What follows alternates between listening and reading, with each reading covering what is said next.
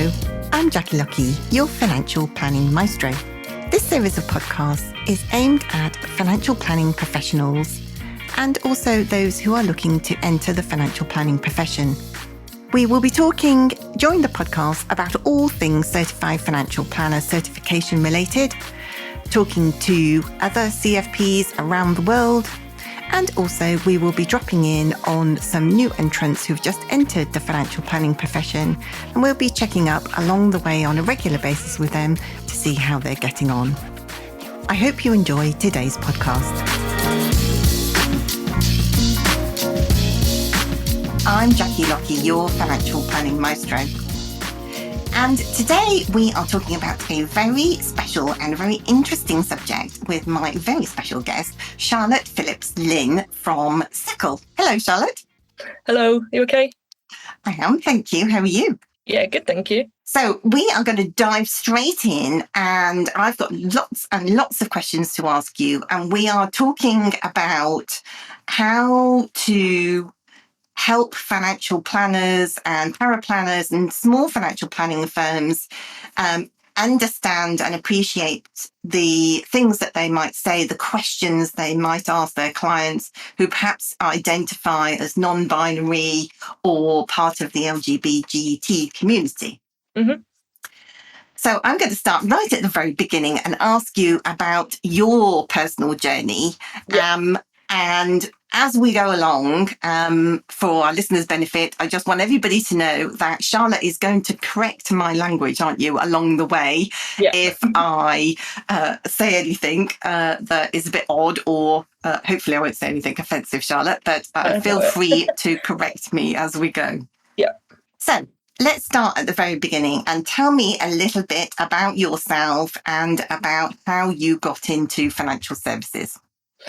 Yeah, so it was my first job, really. So I left home when I was 19, and it wasn't very easy to get a job back then. And I always said that I didn't want a job where I was on the phone or in an office.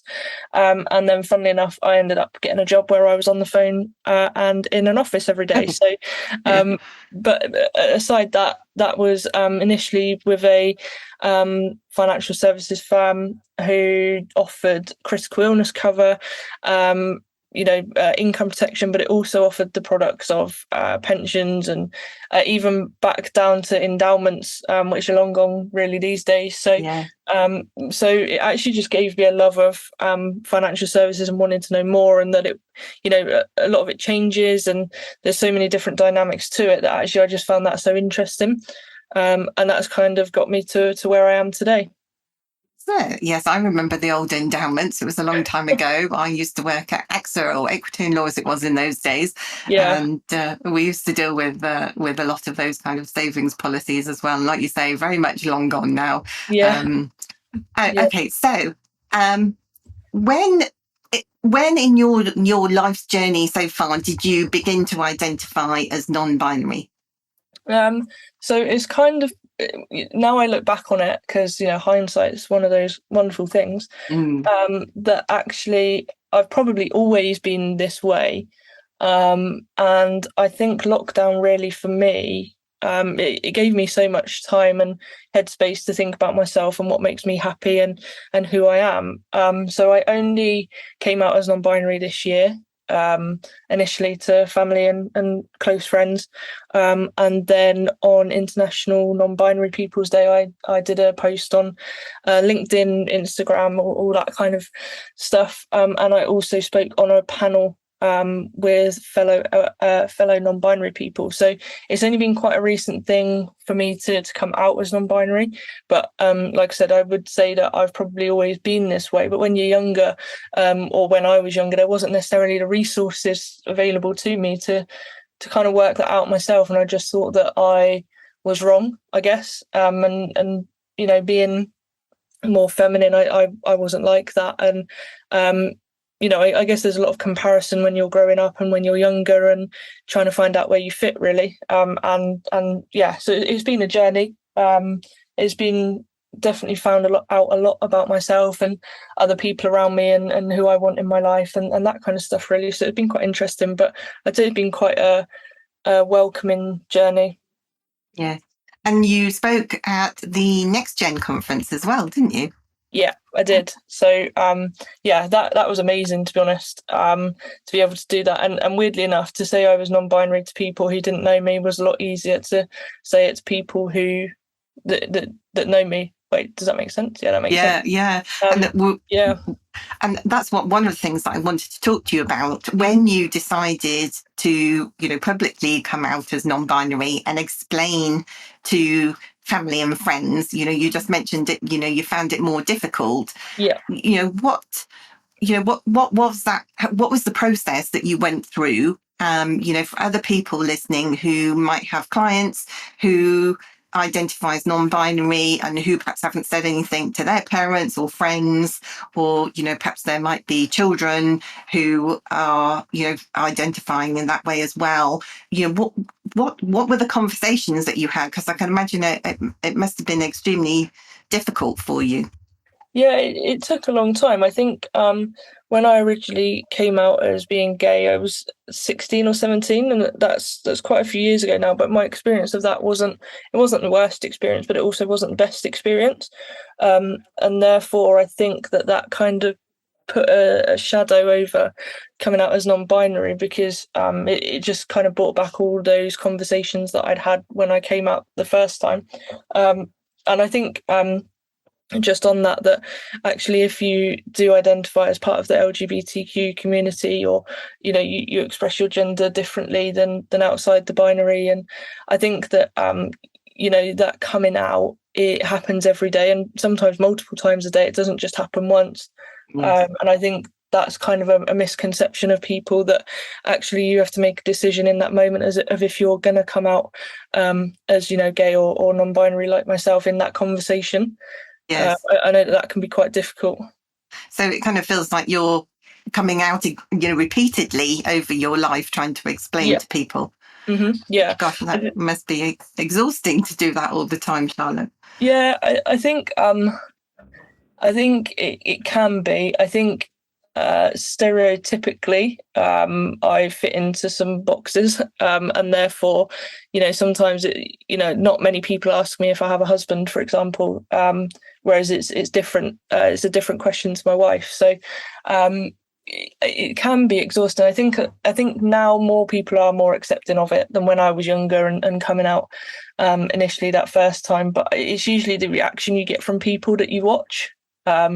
So some people in my experience have sort of taken a step back or made a derogatory comment. But I think now it is getting a lot better.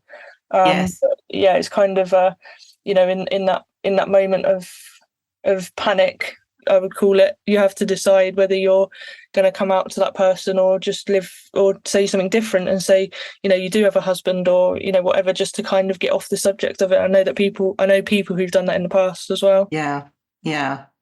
And, that's not, I think one of the things for me that the pandemic has brought to the fore is about more of us living an authentic life. Yeah. And that really, those kind of conversations where you decide to change what is your authentic self, to change your story, it kind of goes against the grain of everything that we've kind of gone through over the last few years, doesn't it? Yeah, I think that's a really interesting point. I think it's so true to live your authentic self, and for a while I wasn't doing that, and I was kind of saying to people, you've got to be happy and put yourself first, and I wasn't doing that because I was under this shadow of I guess not shame, but maybe a little bit of wanting to change who I was, and would other people be accepting. And I was kind of like, I shouldn't really care what other people think in the nicest way. Yes. I should just make myself happy and make sure I'm happy and make sure I'm living my authentic self. And I think, like I said before, like lockdown really did that for me. And I think life's too short, and I'm someone who suffers with anxiety a lot, so I kind of sit in that life's too short, but I'll worry about every little thing along the way kind of thing. But you and me both. I think you've just got to be happy, do what makes you happy. Yeah, absolutely. And so can we just talk about the LGBTQ community, because I don't understand. Can you just run through what all of it what each of the letters stands for? Yeah, so there's quite a few abbreviations of it. So there's LGBT, and that's it. And then there's LGBT plus, and then there's LGBTQ plus, and then there's LGBTQA plus, and each section has a different meaning. So, for example, the L stands for lesbian, G stands for gay, B stands for bisexual, T stands for trans, and then so that's kind of that LGBT bulk, and then the plus is kind of incorporating everyone else. So I know that a lot of the main ones that get used now is LGBTQA plus. So Q is for queer people or people who are questioning their identity or sexuality. I is for intersex people. And A is for asexual people, and then the plus, it kind of just incorporates the whole community there. Otherwise, you would kind of have like, some people refer to that community as the alphabet mafia, because it seems as though there's been a new letter added on all the time, which is kind of where that plus element comes in, because that just incorporates everyone within the community. And I think that's a really good idea, actually, to put the plus on the end. But one of the terms you mentioned there, which was queer, was something that, certainly being a person of a certain age, when I was younger, I was forbidden to talk about that, to say that word. And so I think maybe for financial planners who are my kind of age, late 40s, early 50s onwards, that some of these terms that are now widely used have been ingrained over the years, that you shouldn't say things like that because you would offend somebody. Yeah, I mean, so to be honest, for my identity, I identify as queer, and I think that encompasses my sexuality as well as my gender identity as well. And I would say, it's kind of coming back into fashion, if you want to call it that. And I know that some countries in the world refer to the LGBTQ community just as the queer community.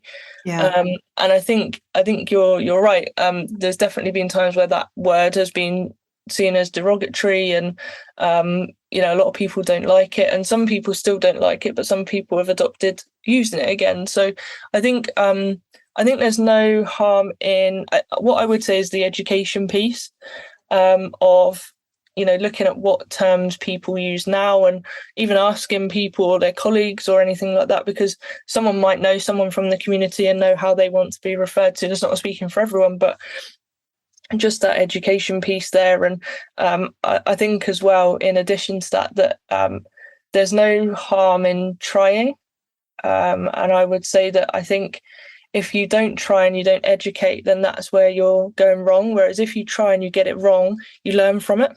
Yes. Yeah. And that leads me on nicely to talk about you when you went into the workplace, or back to the workplace after the pandemic.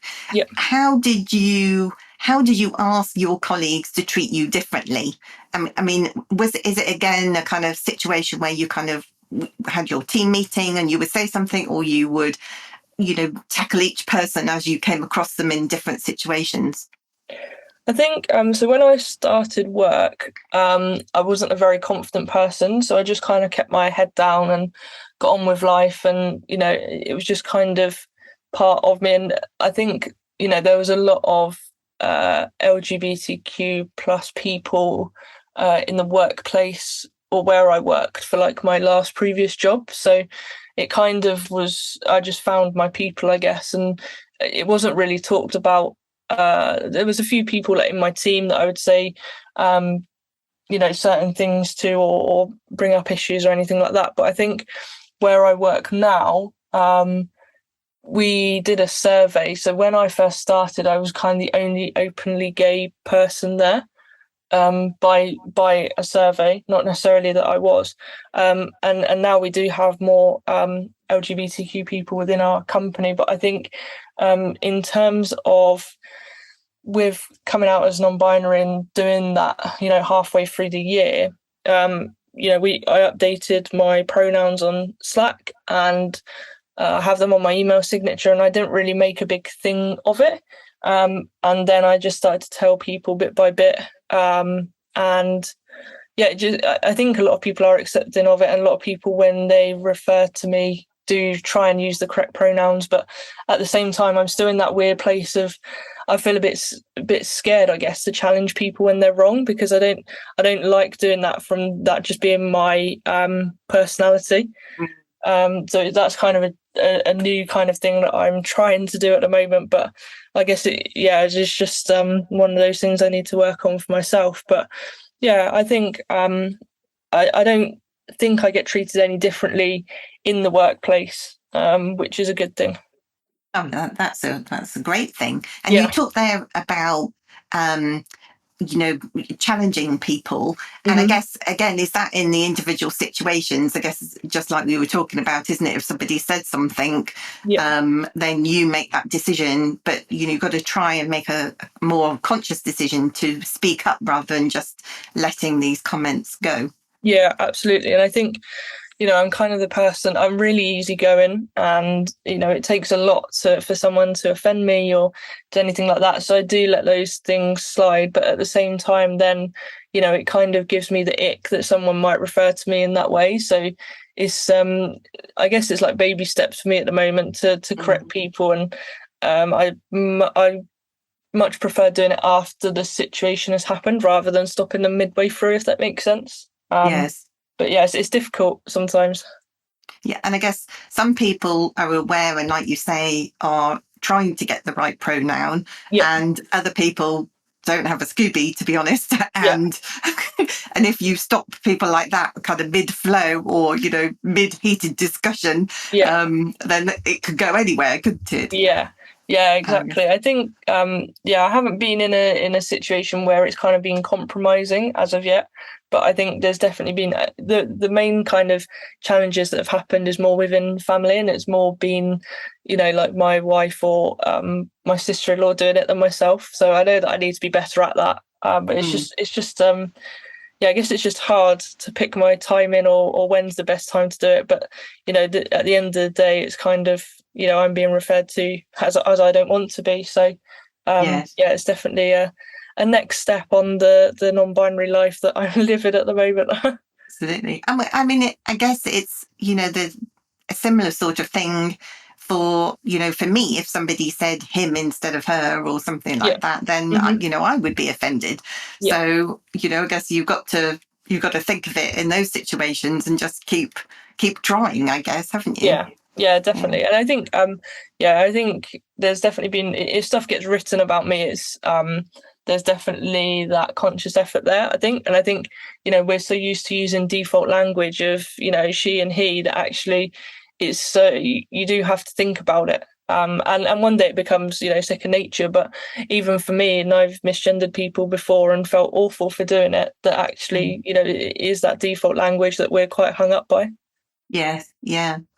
And let's talk for a minute about other youngsters who might be at school or starting, as we were just discussing off air, weren't we, starting to go through puberty, perhaps becoming more aware and not identifying necessarily as male or female. And what would you say to them if they they're struggling, or they're there's support out there for them, isn't there? But there's plenty of resources, available to them. What would you say to people, perhaps listeners who have children or friends who are, starting to struggle?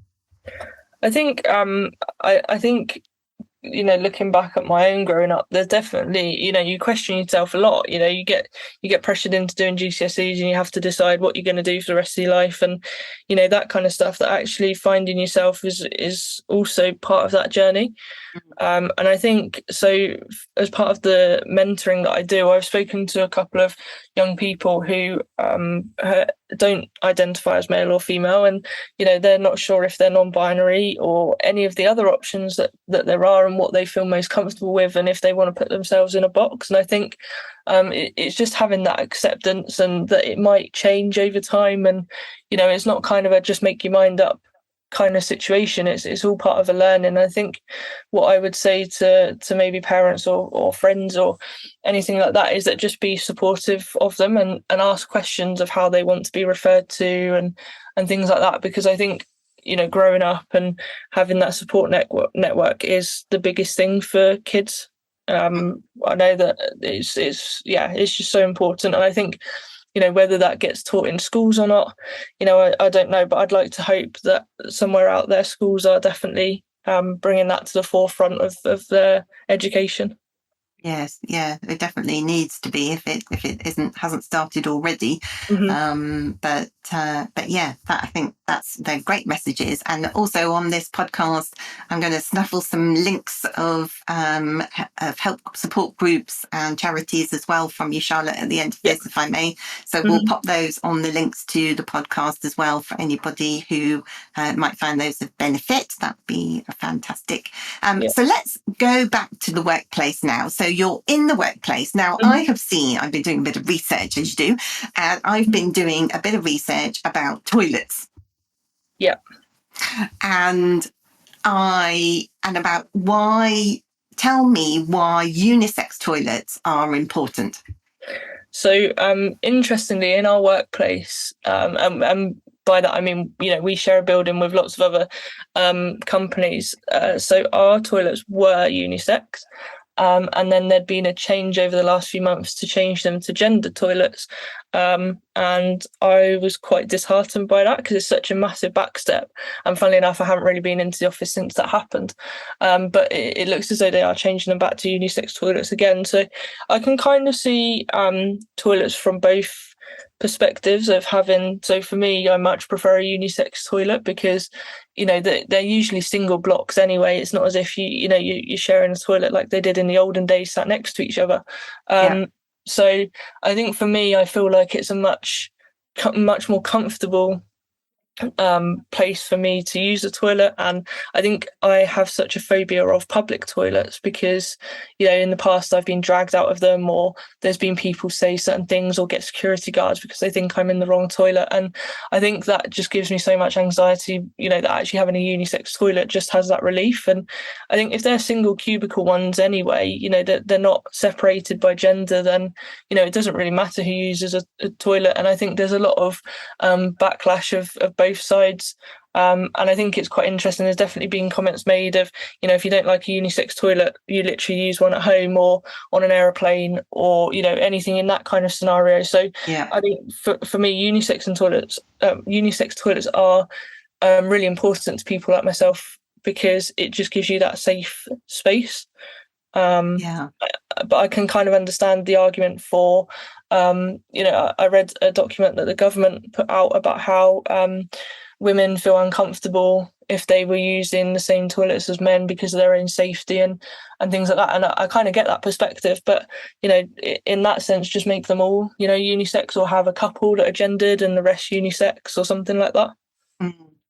And actually, most of the time we spend most of our lives at work, don't we? So either working from home or in the office. So, as a first step, unisex toilets in all offices would be a huge step forward, wouldn't it? Yeah, massively. Yeah. I can't believe that you've been thrown out of a toilet. Yeah, I wrote a post about it not too long ago. It was at a rugby game, and I was just standing in the queue waiting to go into, at that point, the ladies' toilet.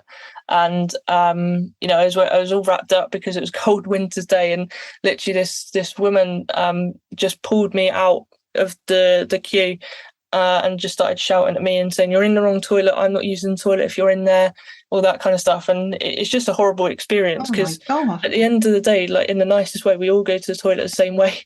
So it's kind of it's just kind of a stupid, comment. And it's just, I've had it a few times, and it just, I try then to just avoid public toilets when I'm out and about, unless I can't. But it's just, just unnecessary stress, I guess. And I'm sure I'm not the only one who's thinking this. So, I think there just needs to be a change overall. But at the workplace, I think it's really important to show that you are, an inclusive business by having, even if you do have, 2 female toilets, 2 male toilets, and 2 unisex toilets, that actually, anyone can use them. Yes. Yeah, absolutely. I just can't get over that. That's I just can't imagine being thrown out of a toilet or out of a line like that, Charlotte. I'm so sorry that you experienced that, but I think it's really brave of you to talk about it openly so that, the awareness of people increases so that they wouldn't behave like that in other circumstances. And, even if people wanted to challenge you in the queue, if I was in the wrong queue, I was quite happy to be challenged once I went in the gents' toilets. I'm happy to be challenged. I'm sure you're happy to be challenged, but I don't think there's any need for anybody to be pulled out of a queue and treated the way that you were. I think that's absolutely disgusting. Yeah, absolutely. I guess some of the advantages of being non-binary and not identifying as either male or female is actually, the male toilet's always got a shorter queue. True. So it's kind of there's pros and cons. Just dive in that one anyway. Yeah. What the hell? Yeah. Excellent. Okay, so let's move on to another thing that you just mentioned briefly, and that is use of pronouns. Yeah. And I know other financial planners who have said to me, look, I can't, what's all the fuss about pronouns? Why are they so important? Yeah. So just give us a quick rundown about, first of all, why it's important for everybody to put pronouns on platforms like LinkedIn. Not only, I think, obviously to help them, but also to help, part of the LGBT community as well. Yeah, I think it's kind of a twofold thing. So I think it's really important to display them because ultimately that's how you want to be referred. And a lot of people don't think they're important, but they are for people who don't necessarily use the pronouns sort of like she and he. And I think being important to show them is also then really important that you then use them. They're there to be used. So I think with my own personal pronoun journey, I used she, her, and then I went to she, they, and now now my pronouns are they, them.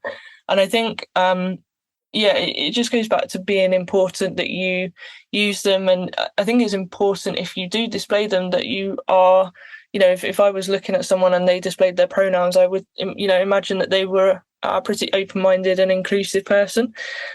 So I think that's kind of how important it is, because if I went to an employer that didn't display any of them versus someone who did display them, I think that would make me more comfortable in that situation. Yeah. And I guess it shows to you that they've got some respect, they've done their homework, they understand what it means to put those pronouns on. Yeah, absolutely. And I think as well, just kind of along the pronoun route, but a little bit different, is people's titles. So a lot of the options you get are Mrs., Mr. and Ms. And I think, sometimes the title isn't even needed. And I know that on a lot of forms that it does require one. But, I think maybe thinking out of the box of application forms and things like that for financial planners, just to kind of add in pronouns, what someone would want to be referred to as. And also, just thinking about that title, either leaving it open or, removing it completely. How often does someone need it, kind of thing? Yes, absolutely. And so if you were receiving a piece of post, how would you want it to be addressed? So without anything like Ms. or anything like that, or Mr. on the front, just C. Phillips-Lynn. Yeah, I think so. I think I have updated a lot of my stuff now to show mix, so MX, which is kind of fallen out of that binary of Mr. and Mrs. And a lot of my posts still have Mrs. on it, just because there's not necessarily the option there to update it, but you do still have to put a title in there. And I think you should just give the option, like anything really. If you want to include your title, then feel free. But if not, that it's not kind of the end of the world. Yes. And I think that's a really great tip actually for financial planners out there when they were obtaining this kind of client data to give those options to clients. Yeah, because I think for me it just makes me feel uncomfortable if I have to choose one, rather than either leaving it blank or just settling for what I think I should put. Yes, yeah, absolutely. Yeah, that's really important, isn't it?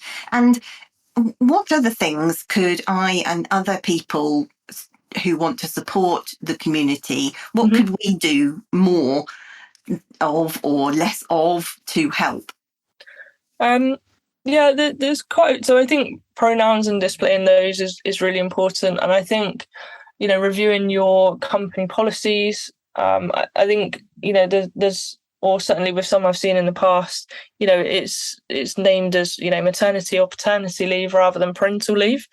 Yeah. And I think it's just I say they're simple things, but to go over things like that with a fine tooth comb and see how you can change that and become a more inclusive organisation, and just have that education piece of understanding what it could be like for someone from the LGBTQ plus community, or asking questions or attending events where people speak about what it's like to be part of the community. And I think it's a never-ending list in a certain way, but I think those are kind of the main important things of being open and open-minded and inclusive, and kind of showing that you're inclusive, not just saying you're inclusive.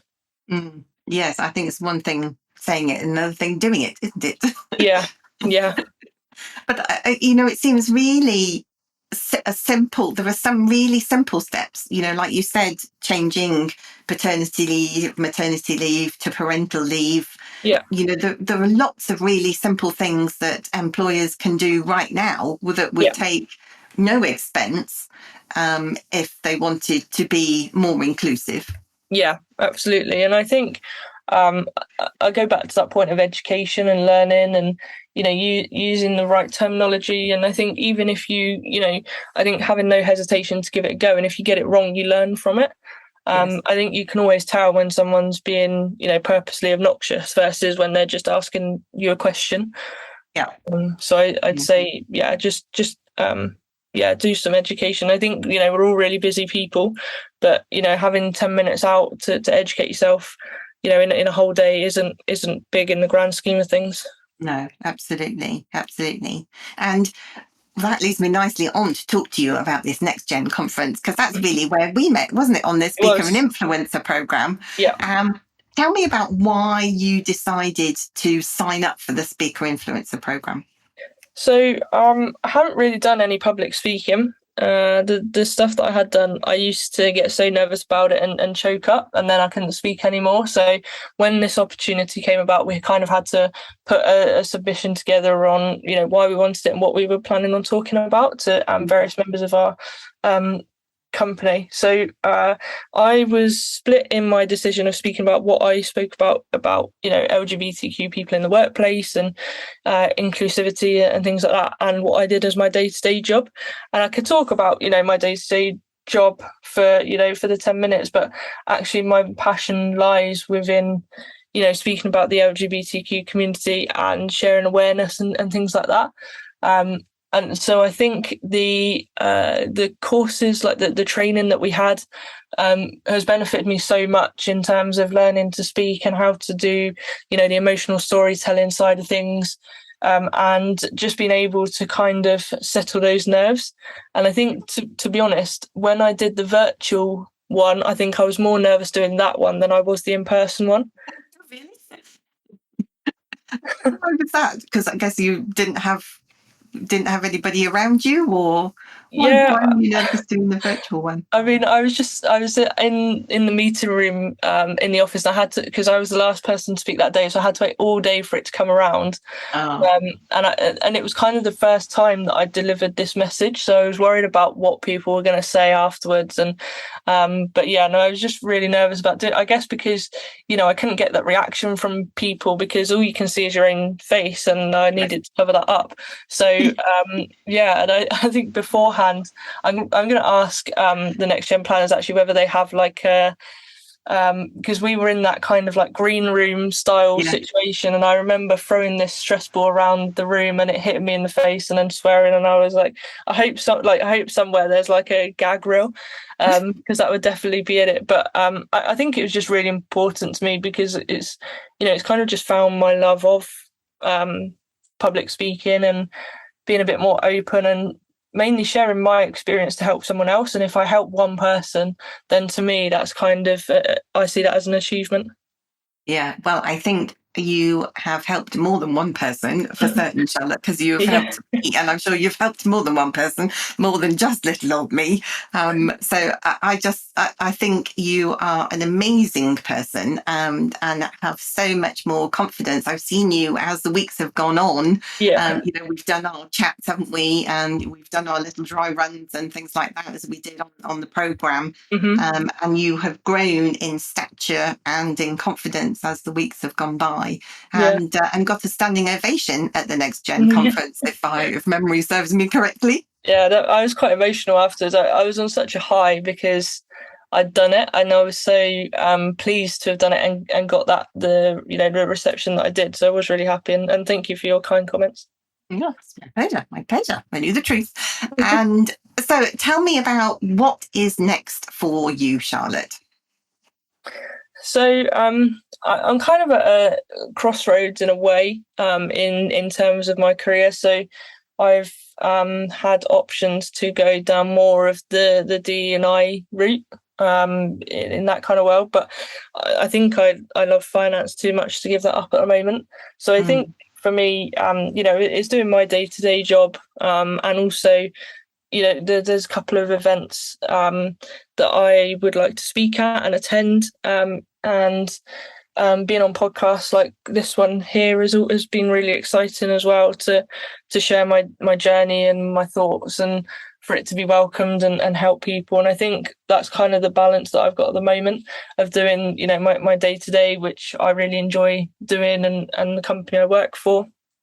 And then, also spreading awareness on LinkedIn or Instagram or any of those kind of things, and hopefully attending some events to speak at in the future. I think that's kind of where I'm at the moment, because I enjoy doing both. And I think the financial world needs a voice to speak up and challenge it, because I think it's like all things, each industry has its flaws and stuff like that, but I think the financial world could be more inclusive, and I think ultimately that would then better everyone, in terms of company results and people who are receiving financial advice, and the list goes on, really. And what strikes me is that so many of these steps to become more inclusive are so easy to achieve. It's not a case of, having to do lots of research, or, it's a little bit of time to do a bit of research. It's not a case of spending tens of thousands of pounds or hundreds of thousands of pounds of companies' money, is it?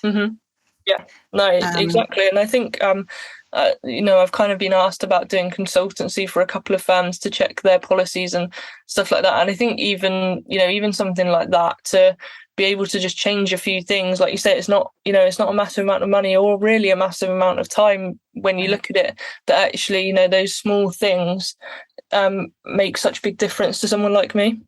Yeah, absolutely. And things that, so many people have taken for granted, or fought for rights in the past, the suffragettes, and it's another area that everybody is entitled to be treated equally, and so we should just get on and do it, basically. Yeah, absolutely. As easy as that. And make it sound so simple. If I need to get my magic wand out, I'm sure it's in the drawer down here somewhere. But I'll let you know if I find it. So just to wrap up now, because we are nearly out of time, I just wanted to ask, is there anything else that perhaps I haven't covered in my waffling around asking you all these questions so far today, that you just think that we should discuss, or that you want to mention? I think the only thing for me, I know that a lot of people find it hard to ask for help, me being one of those, that actually, that there's people like me out in the world to ask a question, to make your workplace more inclusive. And if that's what you want to do, like the few things I mentioned of changing policies or pronouns, or, having awareness days, I think, there's, I know that in companies I've been in, we've had like religious awareness days, or celebrated things like Chinese New Year or Ramadan or anything like that. And our company holds a Pride event every year, which is a really good thing, as well as all the other things I mentioned above there. And I think just if you are wanting help, then ask for it. There's definitely people there to be able to help you. So I would just probably say that. Definitely. Very good advice. Charlotte, it's been an absolute pleasure to talk to you. Thanks so much for taking the time to talk to me today. Yeah, thank you. Really appreciate it. I hope you enjoyed today's podcast.